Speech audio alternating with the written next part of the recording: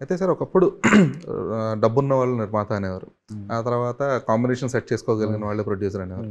ఆ తర్వాత satellite rights ప్రాపర్‌గా అమ్ముకోగలిగిన వాళ్ళు. ఇప్పుడు ఓటీటీ రైట్స్ ఇదొచ్చింది. సో, ఈ మేకింగ్ ప్రాసెస్ అనేది గాని, లేదంటే ఈ kind of selling out cinema అనేది గాని, ఎక్కడ ఒక స్టాప్ లైన్ ఉంటుంది దీనికి? ఎందుకంటే ఇది ప్రతిసారి ఎవల్యూషన్ అవుతూనే ఉంది. కాకపోతే ఇంతగానో అంటే ఇన్ని రకాల బిజినెస్‌లు వచ్చినా కూడా హిందీ శాటిలైట్ కానీ, యూట్యూబ్ బిజినెస్ కానీ, డబ్బింగ్ రైట్స్ కానీ, ఇన్ని రకాల బిజినెస్‌లు వస్తున్నా కూడా స్టిల్ ప్రొడ్యూసర్ అనేవాడు సేఫ్ జోన్‌లో ఉండట్లేదు అని చెప్పేసి అంటే ఇది ఎందువల్ల రీజన్?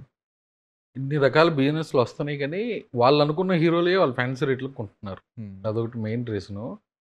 డిజిటల్ లేకముందు శాటిలైట్ ఎక్కువ వచ్చేది, థియేటర్కల్ రన్ ఎక్కువ ఉండేది. ఇప్పుడు మనం చూస్తే ఇంద్ర 175 డేస్, సమరసింహారెడ్డి నరసింహనాయుడు 175 డేస్లు వాళ్ళు ఉన్నాయా? కానెస్ట్ లేవు.